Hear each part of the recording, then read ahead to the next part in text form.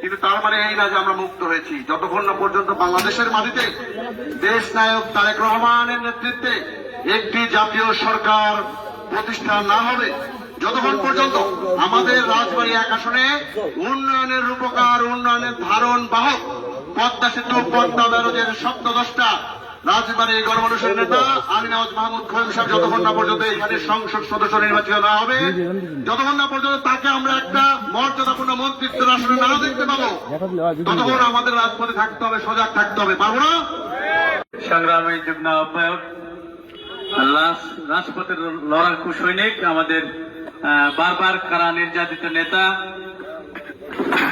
আমি দেখেছি সবসময় যিনি প্রতিটি আন্দোলনে ভূমিকা রাখে অগ্রণী সেই নেতা, আমাদের প্রিয় নেতা, রাজবাড়ী জেলা সাইবার ফোর্সের সম্মানিত সভাপতি জনাব এম কাউসার মাহমুদ মাঝে উপস্থিত হয়েছেন। আরো ওনার প্রোগ্রাম সমাপ্তি ঘোষণা করবেন আমাদের সাইবার ফোর্সের রাজবাড়ী জেলা বিএনপির রাজবাড়ী জেলা সভাপতি এবং যুগ্ম আহ্বায়ক রাজবাড়ী জেলা যুবদল জনাব এম কাউসার মাহমুদ। জনাব এম কাউসার মাহমুদ। ধন্যবাদ। ধন্যবাদ আমার প্রিয় বড় ভাই, এই ইউনিয়নের গণমানুষের নেতা, জনতার চেয়ারম্যান জনাব খোরশেদ আলম ভাইকে। আসসালামু আলাইকুম।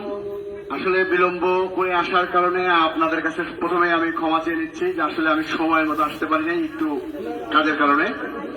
আজকে এইখানে ইউনিয়ন চলমান যে প্রোগ্রাম, দেশ নায়ক তারেক রহমান বিবিসিতে দেওয়া সাক্ষাৎকার মানুষের দৌড় গোড়ায় পৌঁছে দেওয়া বা আপনাদেরকে জানানোর জন্যই আজকে রাজবাড়ী জেলা জিয়া সাইবার ফোর্সের পক্ষ থেকে আমরা বিভিন্ন ইউনিয়ন ও বিভিন্ন হাট বাজারে এই প্রামাণ্যচিত্র প্রদর্শনীর একটা কার্যক্রম হাতে নিয়েছি। তারই অংশ হিসেবে আজকে বানিয়াবহ ইউনিয়নের এই প্রদর্শনী চিত্রে উপস্থিত আছে এই অঞ্চলের গণমানুষের নেতা, বারবার নির্বাচিত চেয়ারম্যান, সাবেক কারাগার নির্যাতিত, বিভিন্ন মিথ্যা মামলায় হয়রানির শিকার প্রিয় বড় ভাই খোরশেদ আলম।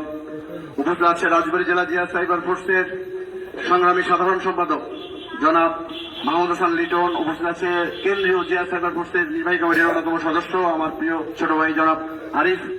উপস্থিত আছে রাজবাড়ী জেলা জিয়া সাইবার ফোর্সের নেতা অন্তর, রাসেল সহ এখানে ছাত্র দল, যুব দল, অনেকেরই নাম আছে, আমি আর বলতে পারতেছি না, সরি। সকল যারা উপস্থিত প্রত্যেকেই অনেক অনেক ধন্যবাদ। আজকে এই প্রোগ্রামটা আপনারা সুন্দরভাবে করেছেন। আসলে গত 17 বছর দেশে যা ঘটেছে এটা সকলেরই জানা, নতুন করে জানার কিছুই নেই। বিষয় হচ্ছে একটা, জনগণ তাদের যে নিরপেক্ষ নির্দলীয় ভাবে মানুষের যে একটা আমানত, মানুষের যে একটা বিচার, যে একটা ভোট, সেই ভোটটা থেকে আমরা বঞ্চিত রয়েছি প্রায় 20 বছর, তাই তো? আমরা ভোট দিতে চাই, জনগণের ভোটে নির্বাচিত সরকার চাই, এটাই হচ্ছে আমাদের আন্দোলনের বিষয়। আমরা কিন্তু তারেক রহমানের মামলা প্রত্যাহার করো, দেশে আনো আমরা বলি নাই। সর্বশেষ আমরা কিন্তু বলি নাই আমাদের নেত্রীকে মুক্তি দাও, বলেছি? আমরা বলেছি আমাদের একটাই দাবি, একটাই দফা, এই সরকার ফ্যাসিস্ট আওয়ামী লীগের পতন এবং জনগণের নির্বাচিত সরকার প্রতিষ্ঠা করা, তাই তো? বাংলাদেশের হারানো গণতন্ত্রকে পুনরুদ্ধার করা। কিন্তু বলে না, ধর্মের কল বাতাসে নড়ে। আল্লাহ পাক ছেড়ে দিয়েছেন, সাথ দেন নাই তো। তার প্রমাণ গত 5ই আগস্ট আবার হয়েছে যে স্বৈরাচার কখনোই স্থায়িত্ব হতে পারে না। হাসিনা ভেবেছিল যে বাংলাদেশে তার তাবেদারি হয়ে যাবে, তার বাবার সম্পদ হয়ে যাবে, কিন্তু বাংলাদেশ হাসিনার না, বাংলাদেশ আমার আপনার সকলের, এটা প্রমাণ হয়েছে। কিন্তু তার মানে এই না যে আমরা মুক্ত হয়েছি। যতক্ষণ না পর্যন্ত বাংলাদেশের মাটিতে দেশ নায়ক তারেক রহমানের নেতৃত্বে একটি জাতীয় সরকার প্রতিষ্ঠা না হবে, যতক্ষণ পর্যন্ত আমাদের রাজবাড়ী এক আসনে উন্নয়নের রূপকার, উন্নয়নের ধারণ বাহক, পদ্মা সেতু, পদ্মা ব্যারাজের স্বপ্নদ্রষ্টা রাজবাড়ী গণমানুষের নেতা আলী নওয়াজ মাহমুদ খোয়েম সাহেব যতক্ষণ না পর্যন্ত এখানে সংসদ সদস্য নির্বাচিত না হবেন, যতক্ষণ না পর্যন্ত তাকে আমরা একটা মর্যাদাপূর্ণ মন্ত্রিত্বের আসনে না দেখতে পাবো, ততক্ষণ আমাদের রাজপথে থাকতে হবে, সজাগ থাকতে হবে। পারবো না? এবং সকল চক্রান্ত ষড়যন্ত্রকে রুখে দিতে হবে। দেশ নায়ক তারেক রহমান বলেছে যে অতীতের সমস্ত নির্বাচনের থেকেও আগামী নির্বাচন অনেক কঠিন হবে। এটা আমার আপনার সকলকে মনে রাখতে হবে। চক্রান্ত ষড়যন্ত্র চলমান, কোন চক্রান্ত ষড়যন্ত্রের মধ্যে আমরা পা দেব না। আমাদের কথা, আমরা বাংলাদেশের নির্বাচনী সরকার প্রতিষ্ঠা করে আমাদের নেতা আলী নওয়াজ মাহমুদ খোয়েম সাহেবকে এমপি মন্ত্রী বানিয়ে এই রাজবাড়ীর উন্নয়নের অগ্রযাত্রাকে আমরা এগিয়ে নিয়ে যাবো। পারবো তো? এটাই আমার আহ্বান।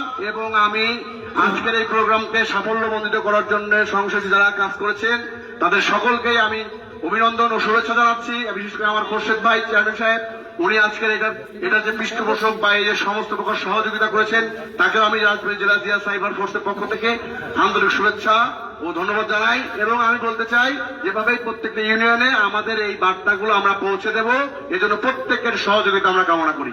এই বলে সকলের সুস্বাস্থ্য কামনা করে আগামী দিনে দেখা হবে রাজপথে, মিছিলে মিছিলে, স্লোগানে স্লোগানে, এই আশাবাদ ব্যক্ত করে আমি আমার বক্তব্য শেষ করছি। সকলকে ধন্যবাদ। বাংলাদেশ জিন্দাবাদ, বাংলাদেশ জাতীয়তাবাদী যুব দল জিন্দাবাদ, জাতীয়তাবাদী জিয়া সাহেব জিন্দাবাদ, শহীদ জামাল হক, তারুণ রহমান, তারেক রহমান জিন্দাবাদ, দেশ নেতা এবং খালেদা জিন্দাবাদ, রাজবাড়ী গণমানুষের নেতা আলীনাথ মাহমুদ খলিম সাহেব জিন্দাবাদ, বানিয়াবাহ গণমানুষের নেতা খোরশেদ আলম ভাই জিন্দাবাদ। সকলকে ধন্যবাদ। এর মতো আজকে সবাই এখানে সমাপ্ত ঘোষণা করা হলো। সকলকে ধন্যবাদ।